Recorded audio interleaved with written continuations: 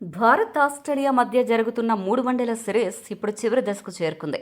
మొదటి 2 మ్యాచ్ల్లో ఆస్ట్రేలియా గెలిచి సిరీస్ను 2-0 తేడాతో కైవసం చేసుకుంది. ఈ సిరీస్లోని చివరిదైన 3వ వన్డే మ్యాచ్ సిడ్నీ వేదికగా జరగనుంది. ఇప్పటికే సిరీస్ కోల్పోయినప్పటికీ వైట్ వాష్ కాకుండా ఉండేందుకు ఈ మ్యాచ్లో విజయం సాధించాలని, ఆసీస్ గడ్డపై పరువు కాపాడుకోవాలని టీమిండియా పట్టుదలతో ఉంది. అందుకే జట్టు కూర్పులో కొన్ని కీలక మార్పులు తప్పవని క్రికెట్ విశ్లేషకులు భావిస్తున్నారు. ఈ నేపథ్యంలో 3వ వన్డే కోసం వెదర్ రిపోర్ట్ ఎలా ఉండనుంది, పిచ్ రిపోర్ట్ ఏం చెప్తోంది, తుది జట్టులో జరగబోయే మార్పులు ఏంటి అనే విషయాలను ఇప్పుడు మనం చూద్దాం. ముందుగా వెదర్ రిపోర్ట్ విషయానికి వస్తే మ్యాచ్ జరగబోయే అక్టోబర్ 25వ తేదీన సిడ్నీలో వర్షం పడే అవకాశం చాలా తక్కువగా ఉంది. మ్యాచ్ పూర్తిగా ఎలాంటి ఆటంకాలు లేకుండా జరిగేందుకు వాతావరణం సహకరించే అవకాశం ఉంది. పగటిపూట వాతావరణం సాధారణంగా మేఘావృతమై ఉండనుంది. ఉష్ణోగ్రతలు సుమారు 20 డిగ్రీల సెల్సియస్ నుండి 25 డిగ్రీల సెల్సియస్ మధ్య నమోదవనున్నాయి. మ్యాచ్ ప్రారంభంలో స్వల్పంగా గాలి వీయవచ్చు. అలాగే గాలిలో తేమ కొద్దిగా ఎక్కువగా ఉండవచ్చు.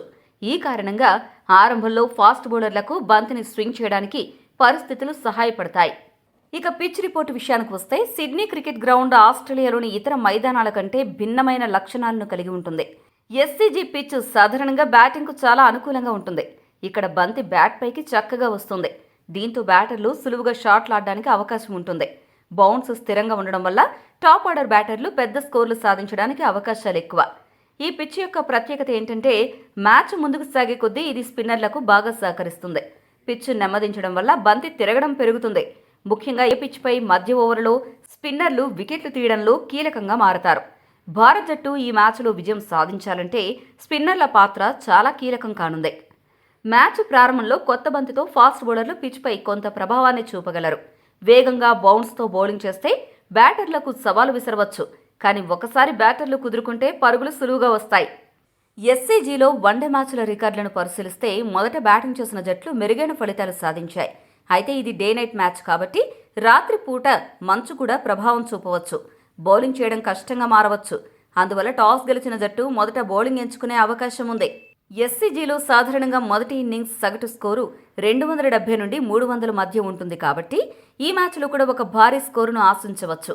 ఇక తుది జట్టు విషయానికి వస్తే మొదటి 2 వన్డేలలో భారత బ్యాటింగ్ లైనప్ పూర్తిగా నిరాశపరిచింది.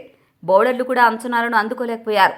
దీంతో 3వ వన్డేకు జట్టులో ఎలాంటి మార్పులు ఉండవచ్చు, ఇండియా ఏ ప్రయోగాలు చేసే అవకాశం ఉంది, వాటి వెనుక కారణాలు ఏమై ఉండొచ్చు అనేది వివరంగా చూద్దాం.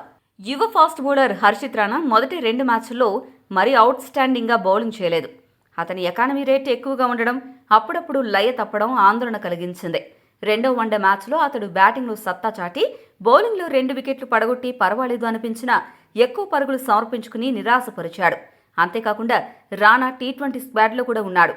ఈ పరిస్థితుల్లో అతని స్థానంలో పొడవైన ఫాస్ట్ బౌలర్ ప్రసిద్ధ కృష్ణను తీసుకోవాలని టీం మేనేజ్మెంట్ భావించే అవకాశం ఉంది. ప్రసిద్ధ కృష్ణ వేగం, ఖచ్చితత్వం సిడ్నీ పిచ్పై ప్రభావం చూపగలవు. ఇక ఆసియా కప్లో అద్భుత ప్రదర్శన చేసినప్పటికీ మణికట్టు స్పిన్నర్ కుల్దీప్ యాదవ్ను ఈ సిరీస్లోని మొదటి 2 మ్యాచ్ల్లో ఆడించకపోవడం చాలా మందిని ఆశ్చర్యానికి గురిచేసింది. ఈ మ్యాచ్లో బౌలింగ్ను మరింత బలోపేతం చేయడానికి వికెట్లు తీయగలిగే కుల్దీప్ను వాషింగ్టన్ సుందర్ స్థానంలో తీసుకునే అవకాశం ఉంది. సుందర్ మొదటి 2 వన్డేలలో అటు బ్యాటింగ్లో ఇటు బౌలింగ్లో ఆశించినంత ప్రభావం చూపలేకపోయాడు. మధ్య ఓవర్లలో వికెట్లు తీయడం కుల్దీప్ అదనపు బలం. అందుకే అతడికి చివరి వన్డేలో అవకాశం దక్కే సూచనలు ఎక్కువగా ఉన్నాయి. ఈ 2 మార్పులు మినహా మిగతా జట్టంతా యథావిధిగా కొనసాగుతుంది. ఈ 3వ వన్డేలో అందరి కళ్ళు 2 ఆటగాళ్లపై ఉండనున్నాయి. ఆ లిస్టులో ఉన్న మొదటి ఆటగాడు విరాట్ కోహ్లీ. రన్ మిషన్గా పేరు సంపాదించిన కోహ్లీ ఇప్పుడు పరుగులు చేయలేక చాలా ఇబ్బంది పడుతున్నాడు.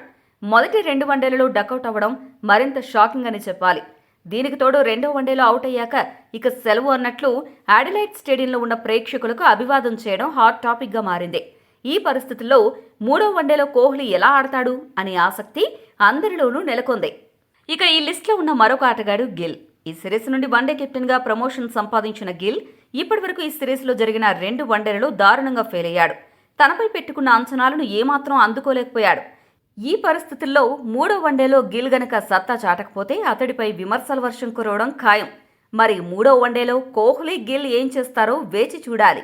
సిడ్నీలోని ఆహ్లాదకరమైన వాతావరణంలో బ్యాటింగ్కు అనుకూలించే ఎస్సీజీ పిచ్పై భారత్ ఆస్ట్రేలియా మధ్య చివరి వన్డే రసవత్రంగా సాగే అవకాశం ఉంది.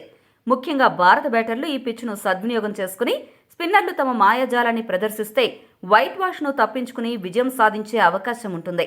దీనికి తోడు ఆస్ట్రేలియా ఫాస్ట్ బౌలర్లను మన బ్యాటర్లు ఎంత సమర్థవంతంగా ఎదుర్కొంటారు అన్న విషయం కూడా ఈ మ్యాచ్లో విజయం ఎవరిని వరిస్తుందో డిసైడ్ చేయనుంది. ఈ కీలక మ్యాచ్లో గెలుపు ఎవరిని వరిస్తుందని మీరు భావిస్తున్నారో కామెంట్ చేయండి. మరిన్ని స్పోర్ట్స్ అప్డేట్స్ కోసం మా ఛానల్ను సబ్స్క్రైబ్ చేసుకోండి.